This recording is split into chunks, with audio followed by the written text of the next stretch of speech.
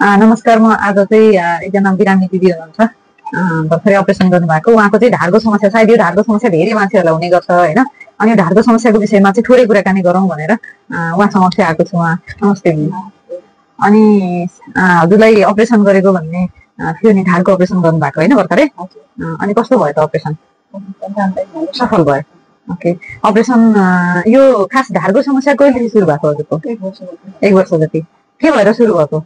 यो अब बिहान 7 बजेदेखि बेलुका 7 बजीसम्म पसलमा बस्दाखेरि। आफ्नै पसलमा बिहान 7 देखि बेलुका 7 बजीसम्म बसिराख्नुहुन्छ। अनि त्यसले गर्दाखेरि चाहिँ हजुरलाई अब मोबिलाइज गर्ने, एक्सर्साइज गर्ने समय मिलेन। भनेपछि पसलमा लामो बिहान 7 देखि बेलुका 7 12 घन्टा बस्ने यो काम चाहिँ, यो जुन पसलको काम चाहिँ कहिलेदेखि सुरु भयो? यो त अब 20-22 वर्ष हो। भनेपछि 20-22 वर्षदेखि 12 घन्टा बसिरहेको समस्या अहिले एकैचोटि आएर कुर्सीमा बसिरहँदाखेरि नसा ढाड सम्बन्धी चाहिँ ढाड दुख्ने समस्या देखियो। ओके, अनि यसको उपचारहरू अरू के गर्नु भएको थियो हजुरले? अरू त औषधि खाने, सुई लगाउने। त्यसले ठिक गरेन? औषधि खाँदा नहुने अनि सुई लगाउँदासम्म मात्र हुन्छ होइन। हजुरलाई यो ढाडको समस्याले के लक्षणहरू देखिन्थ्यो?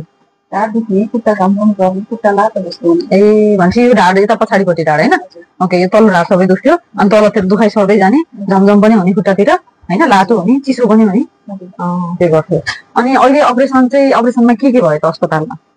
अपरेसनमा त अब त्यो ढाडको अपरेसन भयो, नसा छुट्याउने अनि भित्रको उताबाट आगो हड्डीलाई खुर्केर निकाल्ने र बोसो पनि अलिकति त्यहाँ जमेको रहेछ भन्ने कुरा थियो। उहाँको चाहिँ भर्खरै अपरेसन गर्नुभएको अन्नपूर्ण न्युरो अस्पतालमा, जुन अहिले अब त्यो अपरेसन गरिसकेपछि अहिले कस्तो छ? दुखाइ कम छ। अब लाटोपन पनि बिस्तारै जान्छ भन्नुभएको डक्टरले।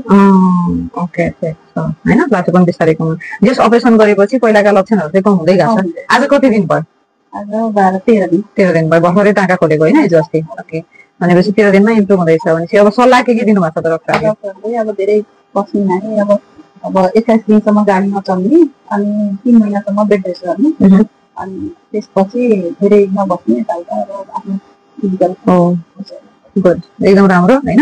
एकदमै खुसी लाग्यो कि हजुरको इम्प्रुभ भइरहेछ होइन। अब जस लाइफस्टाइल परिवर्तन गर्नु पर्दो रहेछ भन्ने पनि याद भयो होला हजुरलाई। अब यस पछाडि यो ढाडको समस्याहरू नआओस् भन्नका लागि चाहिँ हजुरले के गर्न जरुरी छ जस्तो लाग्छ त? अब त धेरै लामो समय बस्नु भएन। अब आफूले यताउता अटक पनि गर्न पर्यो। त्यही ओके ओके। अरू अब यस्तै मान्छेहरू जो ढाडको समस्या हुन्छन् उनीहरूलाई के भन्न चाहनुहुन्छ हजुरले? जस्तै दैनिक जीवनमा होइन, खानपानको अथवा जीवनशैली केही परिवर्तन गर्न सक्छन् कि? त्यो त यस्तो हो, अब लामो समय कुर्सीमा बसिरहनुहुन्छ भने त्यो प्रत्येक 10 मिनटमा उठ्ने, कुर्सीमा बस्ने, लामो समय नबस्ने, एक्सर्साइज गर्ने भन्नाले बसाइबाटै यो लता च्यातिने समस्या हुँदो रहेछ। हजुर, ओके, भेरी गुड, धेरै धन्यवाद हजुरलाई। अब उहाँको समस्या के थियो भने रूपा दिदीको ढाडको नसाको समस्या थियो, त्यहाँ चेपिएर।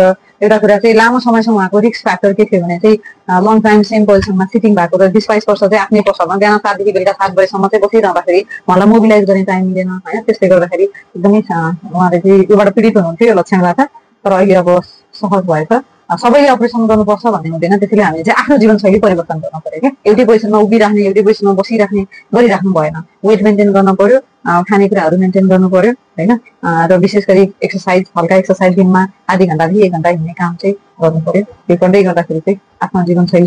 क्यामेराम्यान पवित्र, हाम्रो क्यामेराको पछाडि हुनुहुन्छ पवित्र म्याम, उहाँलाई पनि विशेष धन्यवाद र हाम्रो रूपा दिदीलाई पनि धन्यवाद। यो भिडियो मैले युट्युबमा हाल्नु हुन्छ नि दिदी? कमसेकम केही कुराहरू सिकौँ भनेर। हुन्छ? हुन्छ। ओके।